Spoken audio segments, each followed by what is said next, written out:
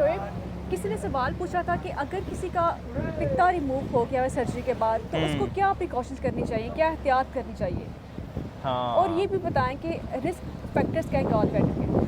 अच्छा, पित्ता अगर निकला हो, देखें पित्ते का काम क्या होता है ये आपको सबसे पहले पता होना चाहिए। पित्ते का काम होता है जो फैटी फूड होती है जिसके अंदर ऑयल होता है, मतलब ऑयली फूड जो है उसको हज़म करना, तोड़ना और हज़म करना।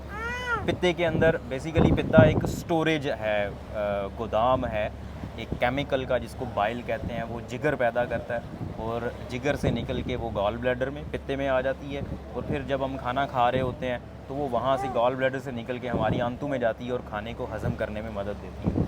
अब पित्ते के अंदर पथरियाँ बन जाती हैं, स्टोन्स बन जाते हैं, ये बहुत कॉमन है। अक्सर लोगों को पित्ते की पथरियाँ होती हैं, उन्हें पता नहीं होता। और अगर आपको पता नहीं है या आपके पित्ते में पथरियाँ हैं और आपको कोई प्रॉब्लम नहीं कॉज कर रही, तो आपको कोई परेशानी वाली बात नहीं होती। ये ऐसी है जैसे अपेंडिक्स हो गई। अपेंडिक्स अगर आपको तंग नहीं कर रही तो वो रिमूव करवाने का, ऑपरेशन करने का फ़ायदा नहीं होता। बिल्कुल ऐसे ही गॉल ब्लैडर भी है।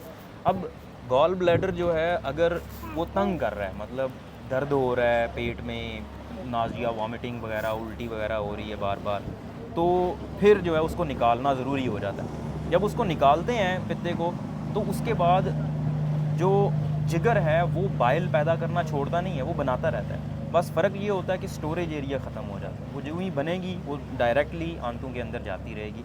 तो एक नॉर्मल आप ज़िंदगी गुजार सकते हैं, कोई प्रॉब्लम नहीं होती, कोई एज़ सच जो है ना एहतियात की वो ज़रूरत नहीं होती कि आपने अब ये वाला खाना खाना ही नहीं है वरना आपको मसला हो जाएगा। हाँ, फैटी फूड जो मतलब ऑयली चीज़ें बहुत ज़्यादा इस्तेमाल करेंगे तो उससे हो सकता है कुछ थोड़ा बहुत जो है ना आपको मसला महसूस हो।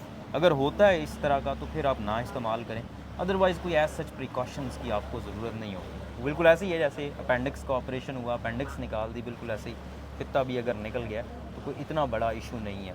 लेकिन आपको एक अच्छी डाइट रखनी चाहिए, बैलेंस्ड डाइट रखनी चाहिए, मतलब खुराक आपकी ऐसी हो जिसमें फैटी फूड बहुत ज़्यादा ना हो।